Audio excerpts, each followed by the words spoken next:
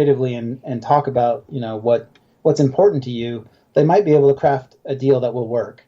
Um, so just be prepared to think that way. And that sometimes comes through on the show. Like a shark will throw out a very non-traditional kind of deal for whatever reason, and some people are like, "Oh, actually, that's perfect for us. Like that makes sense. Let's do that."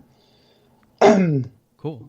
So if you can, should definitely consider watching some Shark Tank if down the road you're looking to get into some pitching. Or obviously there's a lot of other channels, and like we discussed earlier, to get prepared for that. But Shark Tank could probably be a little bit easier, more accessible one to still be very helpful in that front. Okay, so one other thing I want to know from lessons learned before we wrap up here is what are some things that you've learned in terms of seeking out projects to publish? Now, are there any traits that you keep an eye out for, or things that you look for specifically in a project? Or I know a big one is obviously the how far along development is, but anything else that really stands out? Yeah, I personally like. I mean, I mentioned before, like NeoWiz is definitely looking for, late stage development.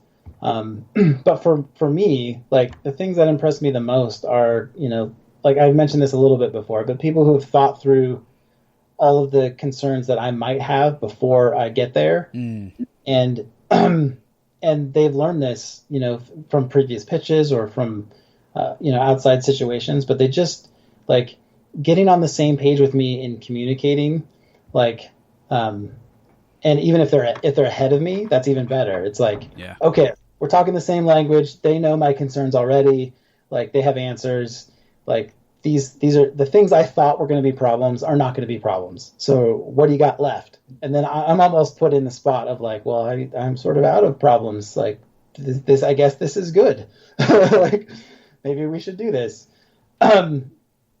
So I really like also looking for, kind of diamonds in the rough. Like it makes me excited to find a project that is unique and gripping. Like a game that I keep thinking about after they've gone away.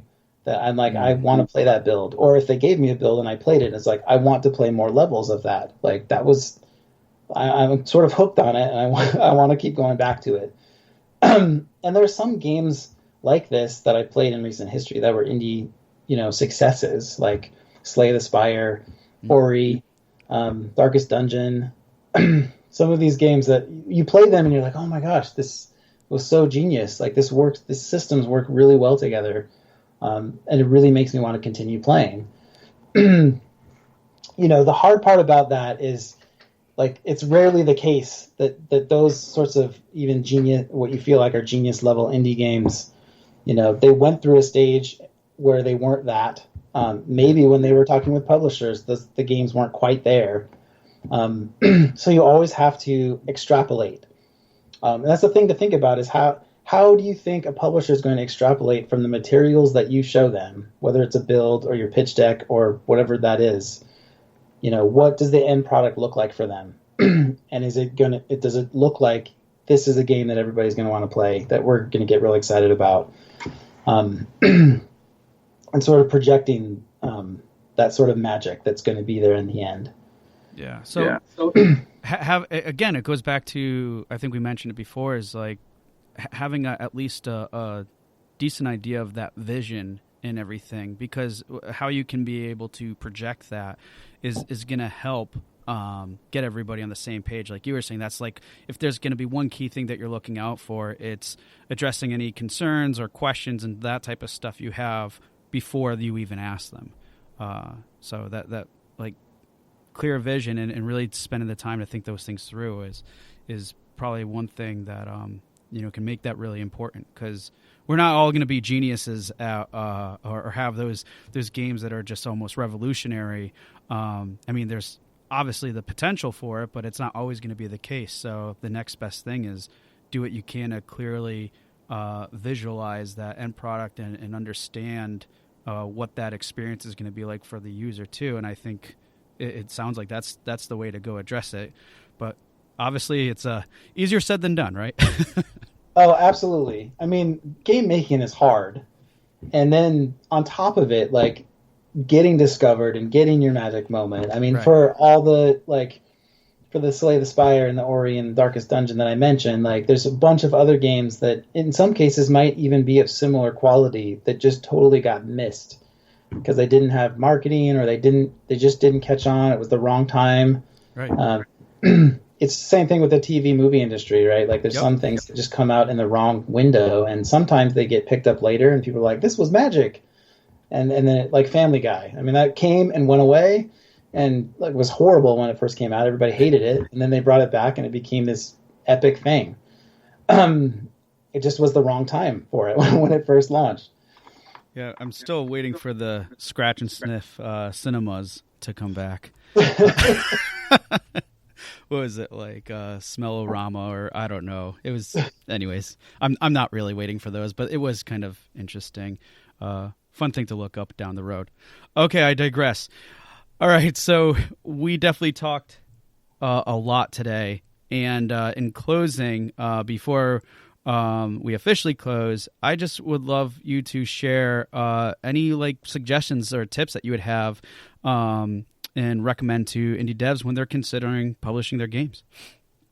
Yeah, so to condense, it'd be mostly condensing all the things we talked about. But I would say first thing is, think about all the things it takes to ship the game beyond just making it. Because a lot of indie devs are just, they're making their game. They're not thinking about community management and customer support and everything else. Yep.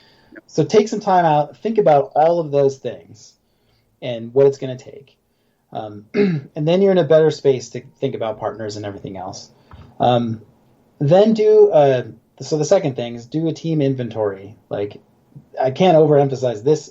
This is like the theme of the whole conversation is understand your team, your strengths, your weaknesses, and your passions. And that will really help refine like what, who do you need to find? What kind of partnerships do you need? And what sort of stuff do you want to do yourself?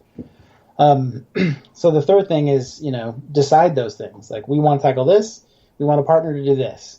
And once we know what we want a partner to do, then the fourth thing is prep your materials. Like all the pitch decks, the feature roadmap, the resource roadmap, demo build if you can, get all those materials ready to go. And then lastly is just get out there and reach out to folks. Do the conferences, do the website submissions, talk to your networks, just start having conversations and see where that goes. Nice. Well, thank you so much for providing those tips. I think you boiled it down nicely in terms of everything you did. And again, everybody, probably the one Bob was calling out, that's probably the most thing to be mindful of is doing that team inventory and just really being aware of your strengths and weaknesses and the types of things you can do best and everything else, because that's really going to help you the most in terms of everything else that he laid out and what we discussed. It's a hard thing for some people. Yeah.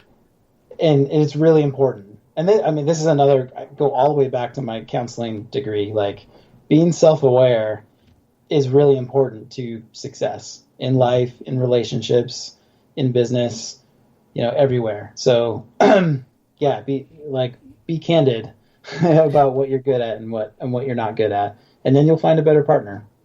Totally. No, I love that. All right, so we talked about a lot. Thank you for those tips. And now also, as we close here, what is the best way that people can learn more about you? I'm sure NeoWiz has a bunch of upcoming projects that you're getting excited and ready for. And also, if you could list us ways that people can get in touch with you, which we'll also include in the show notes as well. Yeah, absolutely. So, like I already mentioned before, we've got the Kingdom of Heroes project coming out for mobile, Android, and iOS in August, and you can pre-register on Android right now. If you want to get in contact with us in terms of like pitching indie concepts, late stage would be better for us. But we have a developer section on the website, so neowizglobal.com. is our website, and just find the developer section there. You can contact me at bob@neowiz or press@neowiz. We do have a specific press alias, but a lot of us are on that, so you can reach a number of people through press. And then you can always look me up on LinkedIn. I'm not hard to find. Awesome. Well, Bob, I really appreciate the time that you've spent with us today and just sharing all this extremely helpful and insightful information. I know that a lot of our listeners are going to get a lot out of this, and if at the very least we might see some upticks in how many downloads or views of Shark Tank starts getting. Yeah, maybe I did too much to plug them. No, it was fine. I mean, I think the breakdown of it and everything. This is why I really wanted you to share was great, because it was just a good elaborate take in terms of all the value that you can get out of that show, and just in a very simplified manner, which I think is a lot more. It's really easy to digest on that front, and then kind of like take it in as you go, and then be able to apply it and still doing everything else that we talked about. So again, thank you for those insights and everything, because I think a lot of people are going to find this extremely helpful. Great. I'm glad I can be of assistance. All right. Well, again, thank you, and take care and enjoy the rest of your day. Awesome. You too. It was a good time. Hey, everyone, and thank you for listening to another episode of Indie Game Movement. I'm Andrew Pappas, your host, and the show's producer is Mustafa Price. A special thanks to Taisuke Kimura for creating the show's theme, and Donnie Wilson for the logo design. If you enjoy and value the content, you can support us by visiting our Patreon, which is patreon.com/IGM podcast, and select a tier that meets your needs. Show notes for this episode can be found by visiting rengenmarketing.com/the number of this episode. Rengen Marketing is a consulting marketing company that helps indie devs with their marketing efforts. So if you're looking for helpful marketing content or marketing plan template for your current game, then please visit rengenmarketing.com. And as always, thanks for being such great listeners, and we'll see you next time on Indie Game Movement.